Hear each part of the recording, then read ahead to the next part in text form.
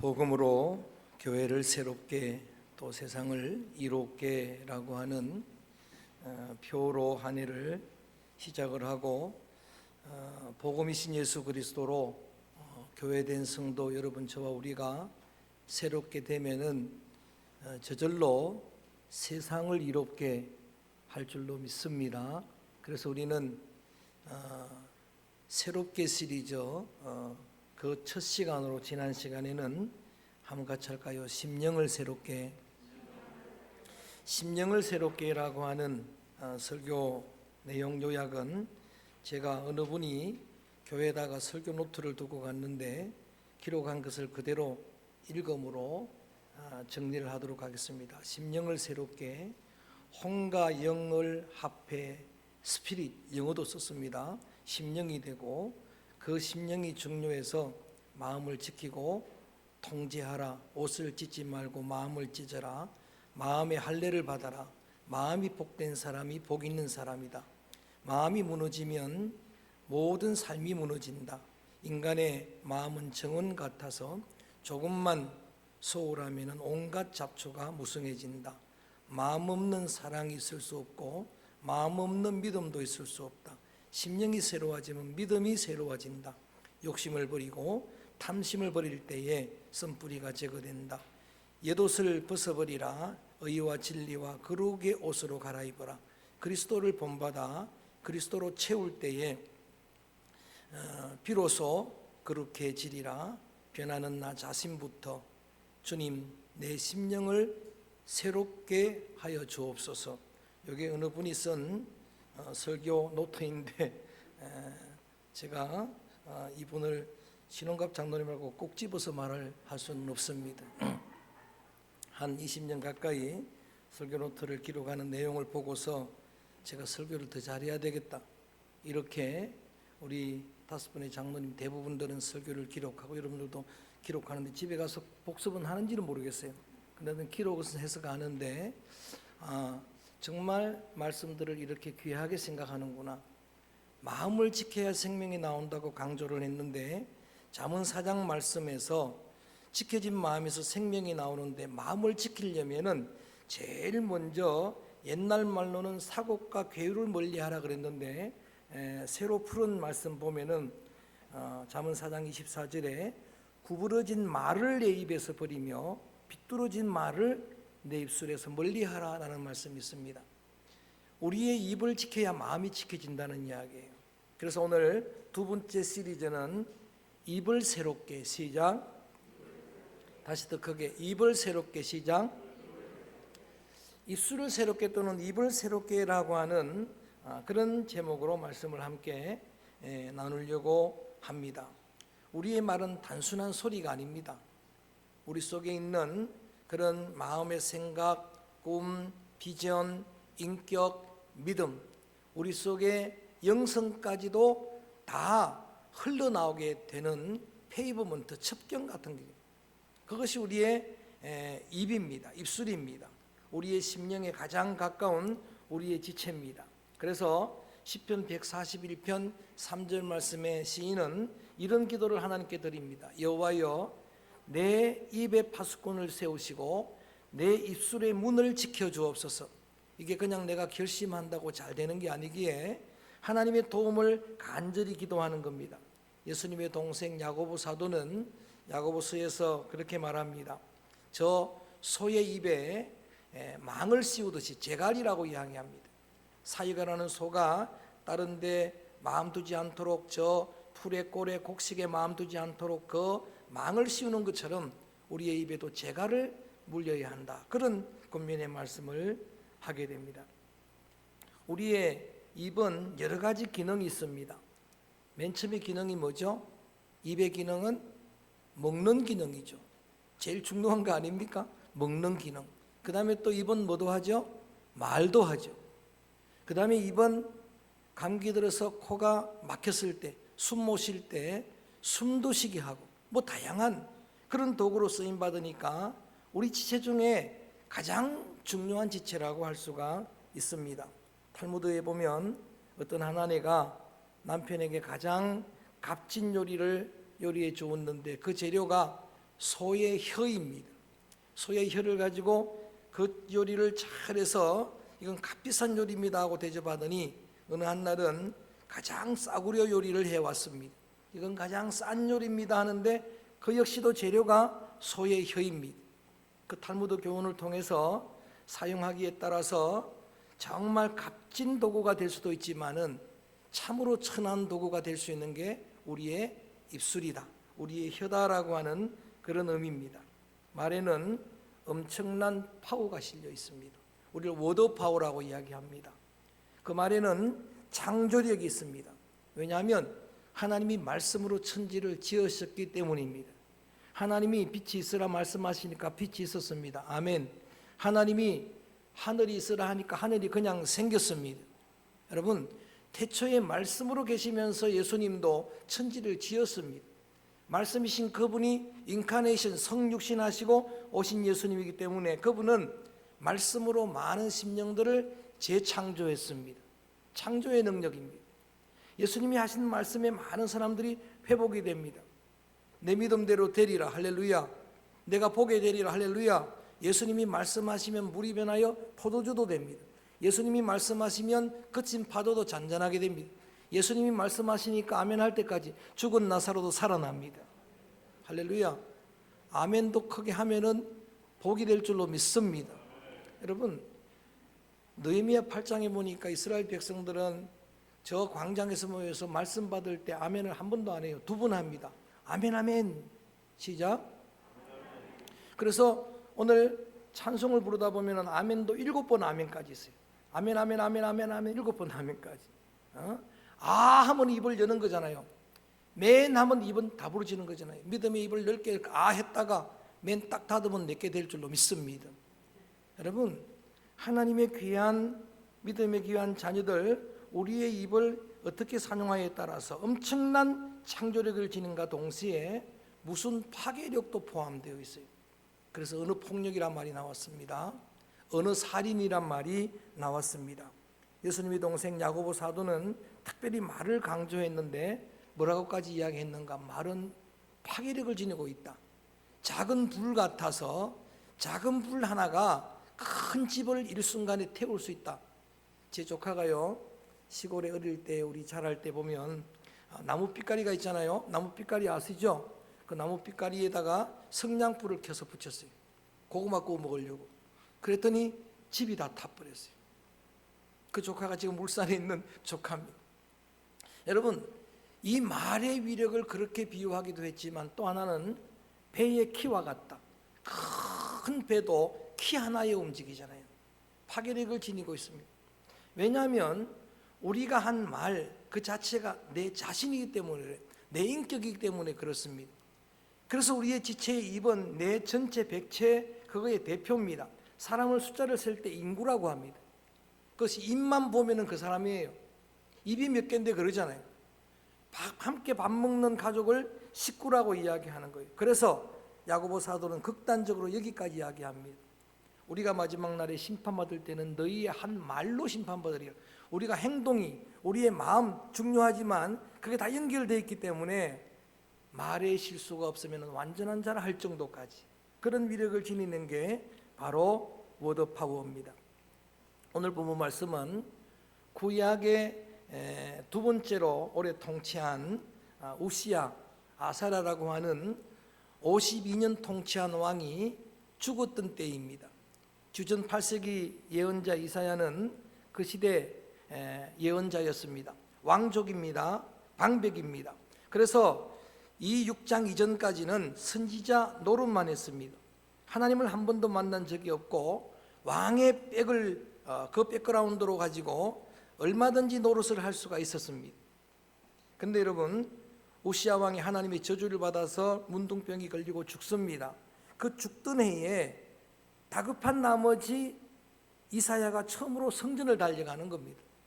여러분, 너무 급해지니까 하나님과 나 사이를 가리고 있었던 작은 하나님 같은 존재가 우시야였거든요.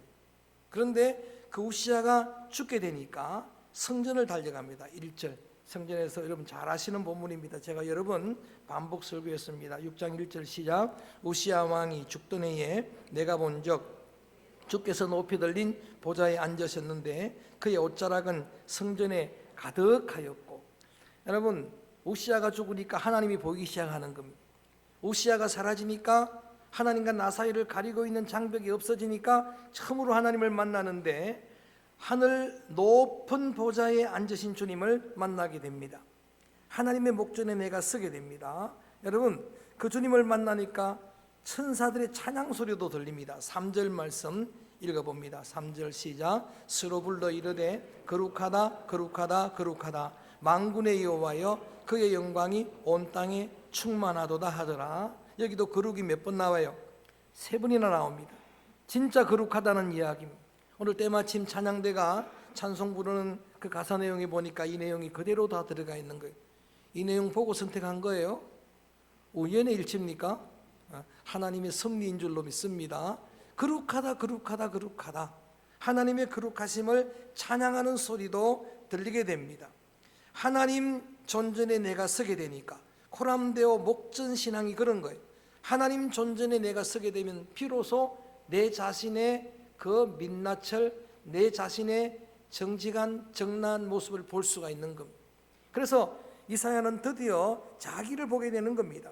그래서 어떤 고백을 합니까? 5절 말씀 한번 크게 읽어봅니다. 시작. 그때에 화로다 나여 망하게 되었도다. 나는 입술이 부정한 사람이요 나는 입술이 부정한 백성 중에 거주하면서 만군의 여호와이신 왕을 배웠음이로다 하였더라. 아멘. 여러분, 이사야가 하나님 앞에 자신을 세우고 하나님이라고 하는 그 거울에 자신을 비춰보니까 자신의 모습이 보이는데 얼마든지 나는 손이 부정합니다, 나는 다리가 부정합니다, 팔이 부정합니다, 그럴 수 있는데 딱 한 가지를 고백하는 겁니다. 하나님, 나는 입술이 부정합니다 라고 고백을 하는 거예요. 그게 다 연결되어 있으니까 나는 죄인이었다라고 하는 고백을 그렇게 하나님께 드리는 겁니다. 입술이 부정한 백성 중에 거하다 보니까 나도 입술이 부정했습니다. 내가 살고 있는 문화의 영향을 나는 받았습니다. 그런 환경에서 나는 부정한 말을 하며 살았습니다. 다시 말하면 죄 고백을 하는 거예요. 주님, 나는 죄인입니다. 하나님을 만나야 그때야 여러분 내 모습을 보게 되고 이런 고백을 할 수 있게 되는 겁니다. 그랬더니 어떤 은혜가 임하는가? 6절 말씀 큰 소리로 읽어봅니다. 시작. 그때에 그 서랍 중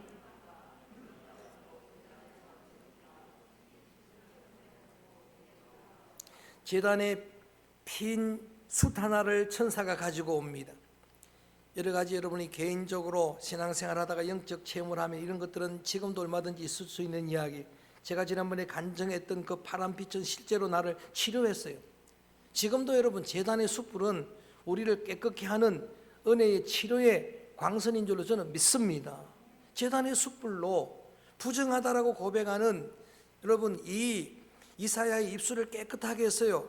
제목입니다. 다시 합니다. 입이 새롭게 되었다는 이야기예요. 그 입술이 새롭게 되었다는 이야기입니다. 깨끗하게 정하게 해주셨어요. 그랬더니 드디어 주님의 음성이 들리는 겁니다. 처음 들었어요. 6장 이전까지는 이런 일이 없어도 됐어요. 우시아 그런 백으로 왕의 대통령의 여러분 권한이 얼마나 셉니까? 그런데 여러분, 그래서 하나님 그런 음성도 필요 없었는데 드디어 우시아가 죽고 나니까 하나님의 음성이 들리는데 요 절로 여러분들이 고백하는 그런 내용들인데 7절 말씀부터 먼저 합니다. 7절 말씀 시작. 그것을 내 입술에 대며 이르되 보라, 이것이 내 입에 닿았으니 내 악이 지하여졌고 내 죄가 사하여졌느니라 하더라. 할렐루야. 주님의 사죄의 선포입니다. 주님이 들려주셨습니다. 이제는 내 입술이 정하게 되었다, 깨끗하게 되었다라고 그렇게 선포하는 순간에 주님의 말씀이 들리는데 요절 말씀 8절입니다. 크게 읽어봅니다. 시작. 내가 또 주의 목소리를 들으니 주께서 이르시되 내가 누구를 보내며 누가 우리를 위하여 갈고 하더니 그때 내가 이르되 내가 여기 있나이다 나를 보내소서 하였더니. 주님의 음성이 들리는데 주님의 소명의 음성입니다. 주님의 사명의 음성입니다. 나를 부르시고 보내시는 음성이에요. 근데 주님께서는 우리를 강압적으로 이사야 너 가야 된다, 내가 너를 보내겠다고 하지 않습니다. 우리가 결단하도록 말씀만 들려주십니다. 제가 이 말씀 설교 드릴 때 그런 비유를 말씀으로 드렸습니다. 제가 박 장로님하고 한 자리에 있을 때 만약에 박 장로님에게 제가 이렇게 말했다면 그 말의 의미가 무엇일까요? 배가 아주 고픈 순간에 박 장로님 한 분만 교회 안에 본당 계시는데 이렇게 말했어요. 장로님, 내가 배가 엄청 고픈데 누가 짜장면을 사줄까요? 누가 사올까요? 하면 그게 뭐예요? 사오라는 이야기잖아요. 사달라는 이야기잖아요. 그러니까 하나님은 그렇게 하시는 거예요. 너 가라. 때로는 그렇게도 하시지만 내가 누구 보냈으면 좋겠는가? 이미 다 치료했고 이미 다 입술을 정하게 했고 그런 상태에서 누가 우리를 위해 갈고 하면은 빨리 항복하는 게 좋은 거예요. 내가 여기 있습니다. 나를 보내소서. 여러분, 하나님은 이 이사야를 지금부터 사용하십니다. 대선지자로 사용하십니다. 가장 위대한 선지자로 사용하십니다. 할렐루야. 구약 성경 가운데서 저는 제일 좋아하는 성경이 이사야서입니다. 이사야 가지고 논문을 썼습니다. 이사야 가지고 오랫동안 여러분을 설교했습니다. 우연의 일치인지는 모르지만 성경 장절을 정할 때에 이사야를 60장으로 만들었습니다. 첫째 건을 39장으로 만들었습니다. 둘째 건을 27권으로 장으로 만들었습니다. 근데 여러분, 성경이 전체가 몇 권이죠? 66권이죠. 구약이요 39권이죠. 신약이 27권. 우연의 일치인지는 모르지만 교회 시대의 작업이니까. 그런데 여러분, 저는 그렇다 하더라도 성경 전체를 요약한 게 이사야서예요. 너무나 놀랍습니다. 39장까지는 전부 구약에 대한 이야기. 갑자기 40장 되더니 그때의 신약의 복음 시대를 이야기하는 거예요. 내 백성을 위로하라 그렇게 나오는 거예요. 이사야 7장 14절 처녀가 잉태의 아들을 낳을 것이 이름이 임마누엘이라. 9장 11장 거기에는 예수님의 주님의 나라 다윗의 가지에서 싹이 나는 그 나라가 오면은 평화의 나라가 될 것이다. 아멘. 평화의 나라가 될 것이다. 그때에 여러분 사자들이 어린 양과 함께 뛰놀게 될 것이다. 그때에 어린이와 장난쳐도 물지 않게 될 것이다. 독사골에 아이가 손을 넣어도 해함을 받지 않을 것이다. 본성을 초월한 평화의 나라. 이사야 53장에는 그가 찔리시고 상하심으로 내가 나음을 입었습니다. 내가 평안을 누리게 되었습니다. 마지막 계시록을 상징하는 66장에는 새하늘과 새 땅 주님이 이루어 주실 줄로 믿습니다. 입술이 변해야 주님이 쓰십니다. 입술이 변해야 주님이 값지게 쓰실 줄로 믿습니다.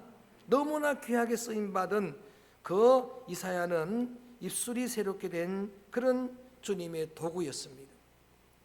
그 속에 하나님의 말씀이 가득하니까 그 말씀을 전하는 그 말씀으로 사람들이 변화를 받게 되고 저절로 세상을 이롭게 하는 겁니다. 여러분, 내가 하는 이 생명 언어, 내 말은 가장 먼저는 내 자신이 듣습니다. 그래서 놀랍습니다. 내 말을 내가 가장 먼저 듣습니다. 그래서 그 말 한 대로 되게 되어 있습니다. 내 기도 소리도 내가 먼저 들어요. 저는 작년에는 눈으로 성경을 읽도록 했어요. 그러니까 속도가 잘 나가더라고요. 근데 금년에는 소리를 내며 합니다. 한 절 가지고 두 번, 세 번 읽어가면서 제가 한독했다 그러면 삼독한 걸로 쳐주시기를 바랍니다. 세 번, 네 번 읽어가면서 사는데 놀라운 역사가 나타나는 게 그 소리를 내가 들으니까 그 말씀이 내게 말씀이 되는 거예요. 내게 레마가 되는 거예요. 그래서 통독을 해야 되겠다. 소리를 내서 말씀을 레위기 11장까지 벌써 읽었습니다. 내가 먼저 들으니까 누의 꽃이 그 누의 입에 실로 자기가 사는 꼬치를 둥지를 만드는 거예요. 그 언어가 내 굴레가 되는 거예요. 그래서 내가 가장 큰 은혜를 입게 되고 그 다음으로는 여러분의 가까운 지체들이 복을 받는 겁니다. 은혜로운 생명 언어를 선택하게 되면은 칭찬해주고 격려해주고 축복해주고 기도해주고 그렇게 하게 되면은 여러분 그걸로 인해서 여러분의 지체들이 은혜를 입고 복을 받게 될 줄로 믿습니다. 조영기 목사님은 설교 시작할 때마다 그래서 늘 레파토리로 이렇게 하면 아무리 구전 날이라도 그분은 설교단에 설 때마다 오늘은 참으로 좋은 날입니다 이렇게 시작하는 거예요. 좋은 날이래요. 내 영혼이 잘된 것처럼 범사가 잘 되고 흉내도 못 나겠네요. 내 몸이 강건하게 되기를 축원합니다. 그랬더니 그 교회가 세계 최대의 교회가 되더라고요. 그 교회 교인들이 마음이 열리더라고요. 그 교회가 복을 받더라고요. 할렐루야. 그걸 사람들이 들으니까 그 영향을 받으니 그렇게 복을 받을 수밖에 없는 겁니다. 여러분, 타인도 듣지만 더 중요한 것은 목정신앙만큼 중요한 신앙인데 하나님이 여러분의 모든 말을 다 들으십니다. 믿습니까? 이게 기전신앙이라고 제가 붙인 이름이에요. 없는 말이에요. 코람데오만큼 중요한 게 뭡니까? 여러분 모든 언어를 하나님 귓전에서 하세요. 아니 하나님 귓전인 줄 믿고 하세요. 할렐루야. 이게 기전신앙이에요. 자, 성경으로 증명해 드립니다. 민수기 14장에 보면은 여러분 잘 아시는 대로 10명의 정탐꾼을 모세가 가나안에 파송합니다. 다녀와서 하는 말이 달라요. 똑같은 걸 봤는데 말이 다른 겁니다.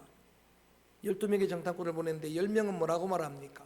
저 7 족속들 그들은 네피림입니다. 장사입니다. 그들에 비하면 우리는 메뚜기입니다. 왜 우리를 광야로 이끌어내서 여기서 죽게 만듭니까? 광야에서 죽을 겁니다 라고 그렇게 말을 합니다. 여호수아와 갈렙은 똑같은 걸 보고 와서 이렇게 말합니다. 저들은 강할지라도 우리의 밥이라. 하나님이 함께 하시면 우리가 넉넉히 이길 줄로 믿습니다. 그 말을 들으신 하나님이 이렇게 아예 단번에 선언합니다. 너희 한 말을 내가 들었다는 것. 그리고 이렇게 말씀하십니다. 너희가 한 말 그대로 내가 시행하리라. 사실 무슨 이야기죠? 여러분 하나님의 기전신앙이 필요한 겁니다. 여러분이 믿거나 말거나 하나님이 다 들으십니다. 믿습니까? 그리고 그대로 시행하십니다. 그들은 광야에서 메뚜기처럼 죽었습니다. 여호수아와 갈렙은 여러분 유일하게 1세대 출애굽 백성들 가운데는 그들이 유의하게 가나안에 들어갔습니다. 저들을 밥으로 정복했습니다.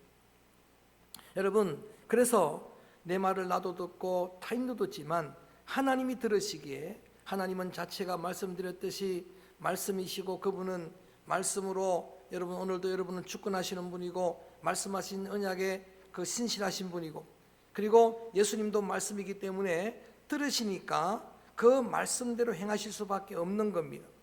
우리가 이 땅을 살아가면서 많은 은혜를 누리고 살지만 저는 오늘 언어가 우리의 입술이 주제이기 때문에 이 은혜를 한번 생각했으면 좋겠어요. 누구나 다 말하는 건 아닙니다. 누구나 다 이렇게 말할 수 있는 게 아니에요. 지금 친목소리로 이야기하지만 저는 오늘 오세영 목사님 기도하는데 저는 제일 부러운 게 뭔가 하면은 목소리 좋은 사람 부러워요. 설교가 하기 때문에. 그래서 집사님 제가 부러워요. 한 반점 나눠주실 수 없습니까? 말할 수 있는 은혜가 얼마나 큰 은혜인데 여러분 결단하셔야 돼요. 이런 은혜 한 번 평생 말해봤으면 소원인 사람도 있는데 하나님 나는 이 하나님의 은사로 축복으로 하나님께 영광이 되고 내게는 복이 되고 사람들에게 유익이 되는 생명의 말을 하겠습니다. 할렐루야. 결단하셔야 합니다. 여러분 그래서 입술을 오늘 정하게 주님께서 하시려고 제단에 숯불을 내려주신 그 은혜를 생각하면서 오늘도 그 숯불은 그 주님의 그 여러분 빛은 치료의 강선으로 제가 믿기 때문에 오늘 우리가 정말 기도하는 심령으로 여러분 이렇게 강구하기를 원합니다. 함께 기도하기를 원하는 제목입니다. 우리 눈에 보이지 않지만 하나님, 저 하나님의 나라의 그 성령의 숯불로 우리의 입술을 정하게 하여 주옵소서. 저는 성령의 그 제단의 숯불이 여러분의 입술에 다 닿았으면 좋겠습니다. 할렐루야. 여러분의 입술이 새롭게 되기를 주의 이름으로 축원합니다. 힘으로 능으로 되는 게 아니기 때문에 결단해도 또 돌았으면 은혜 받고 길 건너가다가 또 여러분 그렇게 또 하나님 주시는 이 소중한 은혜 그 도구를 하나님의 축복의 통로로 사용하지 않잖아요. 좀 기분 나쁘다고, 좀 속상한다고. 그래서 오늘 이런 결단이 필요한 겁니다. 지난번에는 심령각 설교하다가 구약시대에 할례시대 율법시대에 몸의 할례가 중요한 때에 심령의 마음의 할례를 받으라고 말씀을 드렸는데 제가 본문을 찾아보니까 또 나와요. 출애굽기 6장 12절에 보니까 그 할례시대에 이런 말씀이 나오면 따라합니다. 내 입술의 할례를 받으라. 그때 이미 우리 몸의 할례보다도 우리의 언어가 새롭게 되기를 주님은 원하셨어요. 그러니까 똑같은 방법으로 제가 적용하려고 해요. 지난번에 심령도 마찬가지입니다. 여러분 사도 바울이 저 옥중에서 에베소서를 기록하면서 백성들에게 권면한 내용, 우리의 구습을 따르는 욕심의 옛옷을 옛사람을 벗어버리고 새로운 사람을 입으라 했는데 소극적인 방법은 벗는 겁니다. 이것부터 하는 거예요. 버리는 것부터 결단하는 겁니다. 그래서 오늘 우리 속에 여러분 옛 언어들은 여러분들이 늘 습관처럼 하는 그런 언어들입니다. 불만, 원망 다 익숙하죠.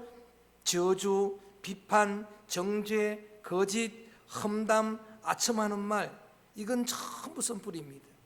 이건 옛 언어입니다. 이건 옛사람입니다. 제가 서울에 17살 때 올라가가지고 주일학교 교사가 됐습니다.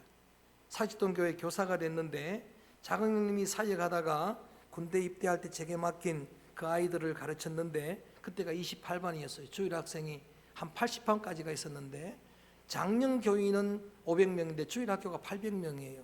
그런 교회가 없어요. 근데 거기에서 사역을 하는데 열심히 해서 아이들을 가르쳤어요. 제가 가르치는 28반 아이만 한 60명이 됐습니다. 할렐루야. 그때 제일 저는 전성기였어요.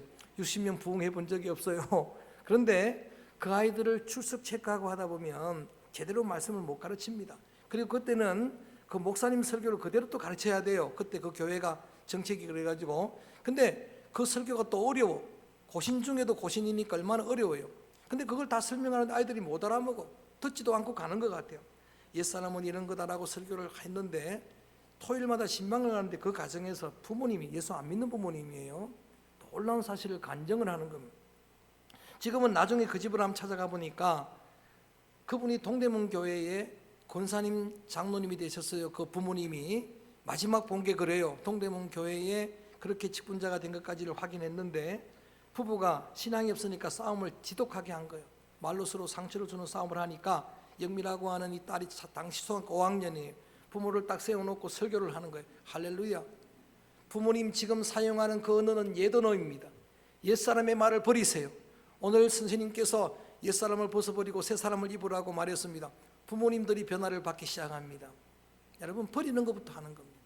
그래서 오늘 여러분 입술에 파수꾼을 세우라고 하는 그런 말들, 또 내 입술을 지켜달라고 하는 말들, 그냥 지키지 않고 방치하면은 여러분 방치한 그 심령의 밭에 잡초가 나는 것처럼 마음의 정원이란 책을 소개했는데 제가 주중에 한번 인터넷에서 확인해 보니까 언어의 정원이란 책도 있더라고. 일본인이 지은 내용인데 똑같은 이야기예요.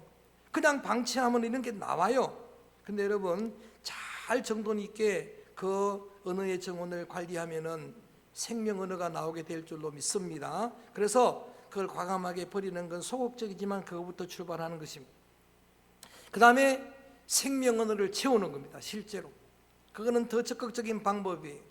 예수님의 산상수훈의 핵심은 산상수훈 자체가 노른자유지만 그 중에 마태복음 7장 12절을 골든룰 그래요. 가장 중요한 핵심의 황금률이다 해서 골든룰인데 그 골든룰이 여러분 아시는 대로 무엇이든지 남에게 대접을 받고자 하는 대로 남을 대접하라 그거예요. 무엇이든지 남에게 대접을, 물론 그 기도에 관한 이야기를 하다가 주신 교훈이기 때문에 하나님을 하나님으로 바르게 대접하고 아버지로 창조주로 거기에 대한 교훈이긴 합니다만 이거는 골든룰 다 적용할 수 있는 거예요. 그래서 생명 언어를 선택할 때의 기준이 뭔가 하면은 내가 들어서 기분 좋은 말 하면 돼요. 내가 듣고 싶은 말 하면 되는 겁니다. 주일학교 때 불렀던 노래 가운데 여러분들 기억 안 날 겁니다. 이 노래를 아는 분들은 좋은 훌륭한 주일학교를 나온 분들이에요. 남의 말 내가 하면 그 말이 돌아오고 남의 흉 내가 보면 나도 흉을 잡힌다. 예수님이 오늘도 내 귀에 속삭이신다.